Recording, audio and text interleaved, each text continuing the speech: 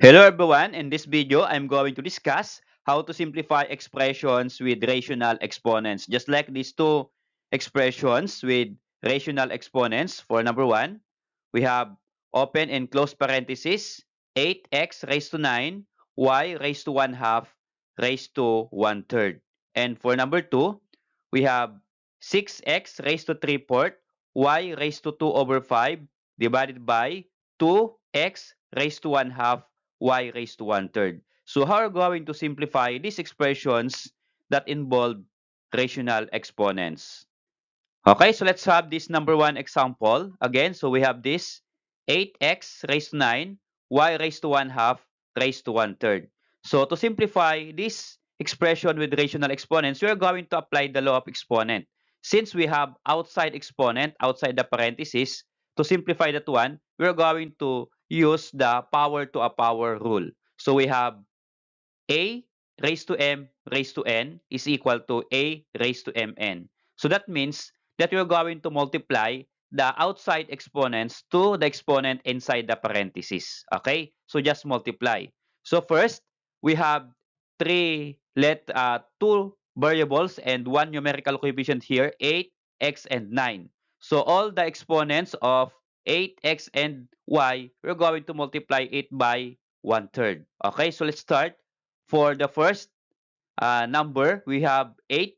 So what is the exponent of 8 inside the parenthesis? So the exponent of 8 here inside is equal to 1. So we are going to multiply it to the outside exponent 1/3. So what is 1 times 1/3? That is equal to 1/3. Okay, how about for x? So the exponent of x inside the parenthesis is 9. We are going to multiply it by outside exponent 1/3. So this will become 9 times 1/3. Okay, how about for y? So y, we have exponent here inside the parenthesis 1 half, multiply it by outside exponent 1/3. So this will become 1 half times 1/3. So we're going to simplify by multiplying all the exponents here. Okay, for 8 raised to 1/3, that is number. Okay, all you have to do is, since the denominator of the fraction is 3 and the numerator is 1, that means this is just the cube root of 8. Okay, so if you're going to remove this fraction exponent, will become radical form. So this will become cube root of 8. So where you get cube root of 8? So from 1/3, 3, that is cube root. And cube root of 8 is equal to 2. Okay, that means that 8 raised to 1/3 is equal to 2. How about for the value of x? Okay, so for x, the exponents is 9 times 1/3. So we're going to simplify 9 times 1/3. Okay, to simplify, I'm going to write it here. So what is 9 times 1/3? So we are going to apply the rule of multiplying fractions. So what is the denominator of 9 here? Since that is whole number, then the denominator is 1. So 9 over 1 times 1/3. So to multiply fractions, all you have to do is multiply numerator. What is 9 times 1? 9 times 1 is equal to 1. And in the denominator, 1 times 3 is equal to 3. So that is 9 divided by 3, that is equal to 3. So therefore, for x, the exponent will become 3. Okay, so how about for y? So the exponents of y is 1 half times 1/3. So again, how to multiply? I'm going to place it here. So to multiply fractions, again, you're going to multiply numerator, multiply denominator. So what is 1 times 1? That is equal to 1.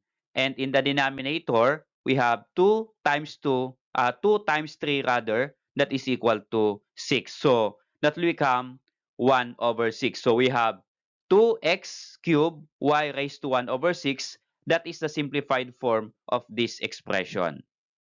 Okay, so how about this number 2 expression? We have 6x raised to 3 fourth, y raised to 1/3 divided by 2x raised to 1 half, y raised to 2 fifth. So we're going to simplify this expression with rational exponents. So again, we're going to apply the law of exponent. And the law of exponent that you're going to use is that the power of a fraction or the quotient rule rather. Okay, so for the quotient rule, if we have the same variable in the numerator and denominator, all you have to do is just subtract the exponent. So a raised to m divided by a raised to n is equal to a raised to m minus n. So just subtract the exponent. Okay? So we have variable x and y numerator and x and y denominator. So all you have to do is you're going to subtract the exponent. So for 6 and 2 as the numerical coefficient, all you have to do is just divide. So what is 6 divided by 2? That is equal to 3. And then for x, we have exponent in the numerator here is 3/4. Denominator is 1/2. So we just subtract 3/4 minus 1/2 for x. Okay? So 3/4 minus 1/2 for variable x. Okay? For y, we have 1/3 numerator, 2/5 denominator. So y will become 1/3 minus 2 over 5. So 1/3 minus 2 over 5. And then just subtract. Okay? So this will become, okay, just copy 3. How about for x? So for the exponent of x here, 3/4 minus 1/2, we're going to apply the rule of subtracting fraction. Okay, so that is not as easy as one to subtract fractions, but this is the shortcut way that I know how to subtract fractions. So by cross multiply, we just multiply 3 times 2, that is equal to 6. Okay?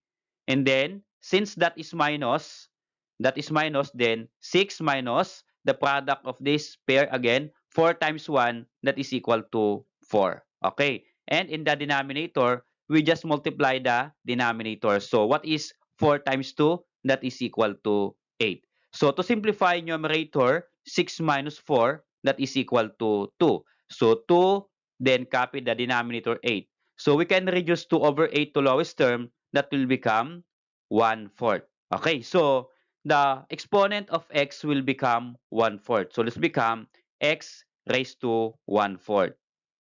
Okay, so how about for the variable y? Okay, so the exponents is 1/3 minus 2/5. I'm going to write it here, 1/3 minus 2/5. So the same process, since subtraction of fraction, we just follow the rule of subtracting fractions by cross multiplication. So 1 times 5, that is equal to 5. Since that is minus, so minus the product of 3 times 2, that is equal to 6. Okay? And in the denominator, we have 3 times 5, that is equal to 15. If you're going to subtract, 5 minus 6 will become negative 1 over 15. So for y, the exponent is negative 1 over 15. So this is not the simplified form of this expression because we have negative exponent. If we have negative exponent in our expression, then it is not the simplified form. We need to simplify to remove negative exponent here. Okay, so to remove the negative exponent, all you have to do is you're going to bring it in the denominator, y raised to negative 1 over 15 to remove negative sign of the exponent. So how? We're going to make var as division. So we have 3 positive exponent, positive 1. For x, positive 1/4. So 3x raised to 1/4 will remain in the numerator. Okay? And the variable y raised to negative 1/5, 1 over 15, we're going to place it in the denominator to remove the negative exponent. So that will become y raised to positive 1 over 15. Okay, so this is now the simplified form of the given expression. Thanks for watching, guys. If you like this video, please click like and subscribe if you're not done yet.